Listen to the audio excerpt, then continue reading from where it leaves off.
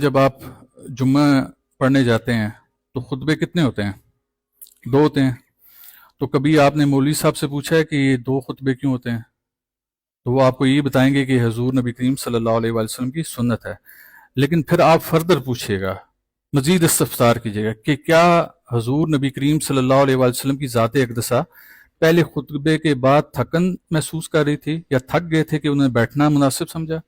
1.5 سے 2 منٹ کا خطبہ ہوگا، 3 منٹ کا ہوگا، 4 منٹ کا ہوگا، لیکن آپ وجہ پوچھیے گا کہ حضور نے وہ جو وہاں پر بیٹھ کے تھوڑا سستائے، رکے اور دوسرے خطبے کے لیے اٹھے، اس کی وجہ کیا تھی؟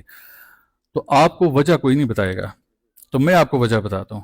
جب حضور نبی کریم صلی اللہ علیہ وآلہ وسلم جمعے کا خطبہ ارشاد فرما رہے تھے تو ایسے میں آپ کے یہ 2 نواسے یعنی سرداران جنت یہ صفوں میں سے گزرتے گزرتے حضور کی طرف آئے۔ تو جب انہوں نے حضور کی طرف آنا شروع کیا تو حضور نبی کریم صلی اللہ علیہ وآلہ وسلم نے اپنے خطبے کو چھوڑا، اور خطبے کو کیوں چھوڑا؟ کہ سرداران جنت آ رہے ہیں میری طرف، سرداران جنت آ رہے ہیں تو کچھ نہ کچھ پیغام لے کے آ رہے ہوں گے۔ تو آپ نے اپنے خطبے کو وہاں پر روک دیا، ان دونوں شہزادوں کو، ایک کو اپنے دائیں زانے پہ بٹھایا، دوسرے کو دوسری سائڈ پہ بٹھایا، اور اس کے بعد ان کی بات کو سنا۔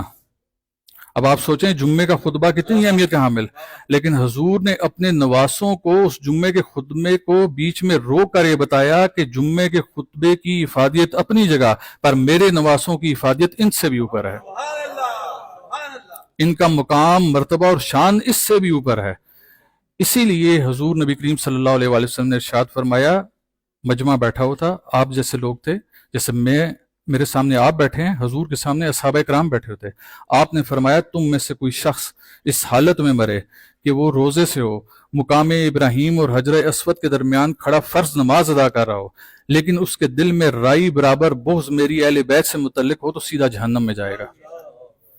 تو آپ کی نمازیں حضور نے ایک سائڈ پہ کر دیں، آپ کے روزے حضور نے ایک سائڈ پہ کر دیے، آپ کا حجرہ اسود اور مقام ابراہیم کے درمیان کھڑا ہونا حضور نے ایک سائڈ پہ کر دیا، لیکن اپنی اہل بیت کی محبت اور مودت کو اوپر کر دیا، اس کا شان و مرتبہ اور اوپر کر دیا، تاکہ رہتی دنیا تک جتنے بھی لوگ آئیں وہ حضور کو اگر اجر رسالت دینا چاہتے ہیں تو محبت کا اظہار کریں۔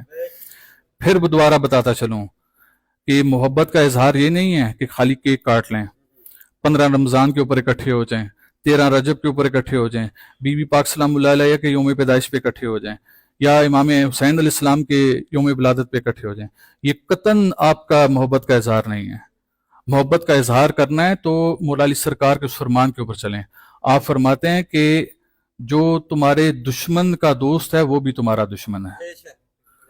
تو جن لوگوں نے حضور کی اہل بیت، حضور کی آل سے دشمنی کی، آپ ان سے محبت کا اظہار نہ کریں۔ اصل میں محبت اور مودت ہی ہے، لہٰذا کوشش کریں دین کو سمجھ کر جائیں۔ اگر آپ لوگ یہ تمام عبادات کرتے رہے اور آپ نے سرداران جنت کو محبت کا اظہار نہ کیا تو آپ اجر رسالت ادا نہیں کر پائیں گے۔